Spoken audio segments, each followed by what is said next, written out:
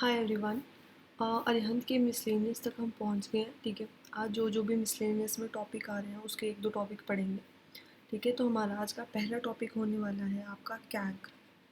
CAG CAG का मतलब होता है आपका controller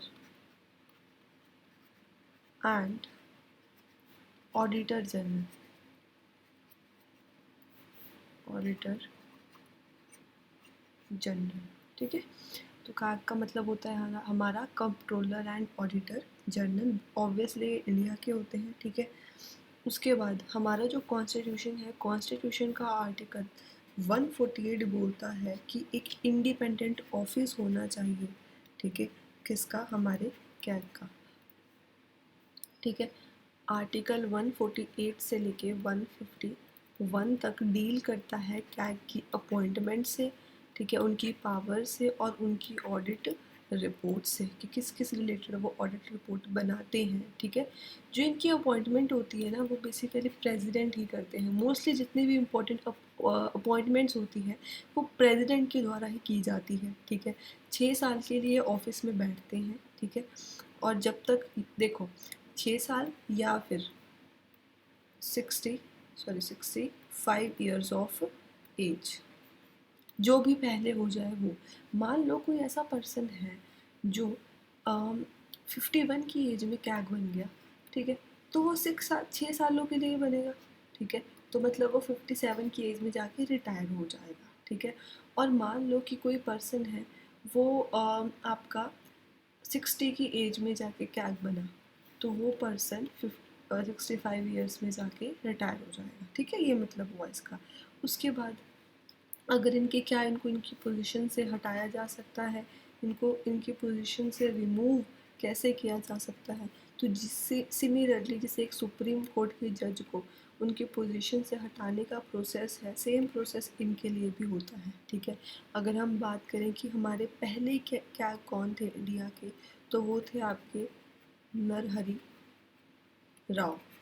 Narhari Rao was the first comptroller and auditor general of India. ठीक है, इनका टाइम पीरियड 1948 से 1954 तक रहा है। ठीक है, जो आपके कैग होते हैं ना, इनको बोला जाता है गार्डियन ऑफ पब्लिक पर्स। अब ऐसा क्यों बोला जाता है वो समझते हैं। ठीक है, हमारे देश में जो भी फाइनेंशियल सिस्टम होता है ना, कि इतना पैसा यहाँ लगा वो सो, चाहे वो सेंट्रल लेवल पे हो या वो स्टेट लेवल पे हो, ठीक है, उसको कंट्रोल हमारे कैग ही करते हैं। ठीक है, अपनी ऑडिट रिपोर्ट्स के थ्रू, मतलब ये अपनी रिपोर्ट्स में बताते हैं कि इतना पैसा कहाँ लगा, कहाँ गया, कैसे गया। ठीक है, इनकी ड्यूटी है, ठीक है, कि ये कॉन्स्टिट्यूशन के अकॉर्डिंग चलें। ठीक है, और जो कॉन्स्टिट्यूशन में लिखा है, जो हमारे पार्लियामेंट लॉज बनाती हैं, ठीक है,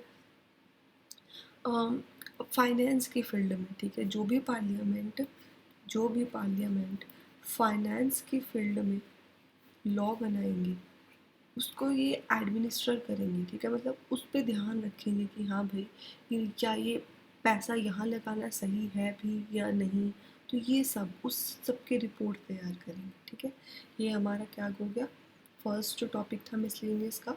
सेकंड हम पढ़ेंगे अपने अटॉर्नी जनरल ऑफ इंडिया। ठीक है, तो हमारा सेकंड टॉपिक क्या है आपका, अटॉर्नी जनरल ऑफ इंडिया।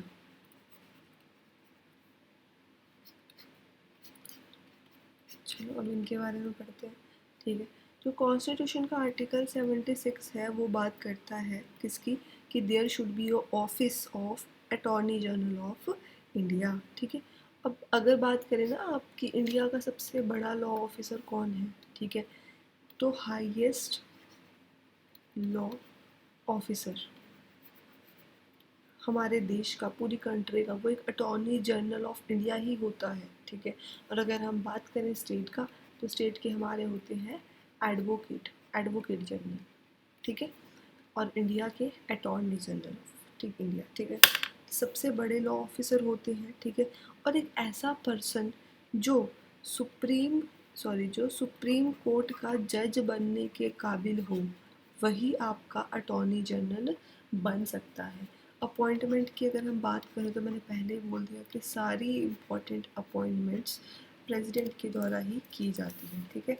इनके जो ऑफिस का टर्म है ना वो फिक्स नहीं है कि हाँ कब तक ये ऑफिस में रहेंगे, ठीक है, क्योंकि कॉन्स्टिट्यूशन में ये लिखा नहीं गया है कि कब तक इनका 5 साल होगा, 6 साल होगा, क्या होगा, ठीक है। और ना ही इनका रिमूवल प्रोसेस लिखा गया है कि हाँ भाई इनको कैसे कैसे रिमूव करना है एंड ऑल, दोनों चीज़ें नहीं लिखी गई हैं। तो इनका जो पीरियड होता है कि कब से कब तक ये ऑफिस में रहेंगे, it depends on the pleasure of president. मतलब जब तक प्रेसिडेंट को लगता है कि नहीं ये पर्सन ठीक से काम कर रहा है, तब तक वो ऑफिस में रह सकते हैं। और जब प्रेसिडेंट को लगे कि नहीं he is not working as he should, तो वो उनको उनकी पोजीशन से हटा सकते हैं, ठीक है। अब अटॉर्नी जनरल का काम क्या होता है, इनका काम होता है सलाह देना, ठीक है। इनका काम होता है सलाह देना, किसको सलाह देना, गवर्नमेंट ऑफ इंडिया को सलाह देना, जितने भी लीगल मैटर्स हों, ठीक है, सारे के सारे लीगल मैटर्स पे, ठीक है, गवर्नमेंट ऑफ इंडिया को सलाह देना। प्रेसिडेंट रेफर करते हैं, मतलब प्रेसिडेंट लेके आते हैं अटॉर्नी जनरल ऑफ इंडिया के पास कि भाई इस पे सलाह दो, ठीक है, तो वो उस पर सलाह देते हैं। अब जो अटॉर्नी जनरल ऑफ इंडिया होते हैं ना वो कैबिनेट के मेंबर नहीं होते, not a member of cabinet, ठीक है। कैबिनेट के मेंबर नहीं होते, इनके पास राइट होता है कि ये बोथ हाउसेज, मतलब दोनों, अपर हाउस और लोअर हाउस, लोकसभा और राज्यसभा, ठीक है, दोनों में बोल सकते हैं, अपना व्यू पॉइंट रख सकते हैं, ठीक है, बट इन्हें वोट करने का राइट नहीं होता, ठीक है। उसके बाद अगर हम बात करें कि हमारे पहले अटॉर्नी जनरल कौन थे, तो उनका नाम है आपका MC सेतालवाद, ठीक है। MC Setalvad was the first attorney general of India, ठीक है। नेक्स्ट टॉपिक हम नेक्स्ट वीडियो में करते हैं। Thank you.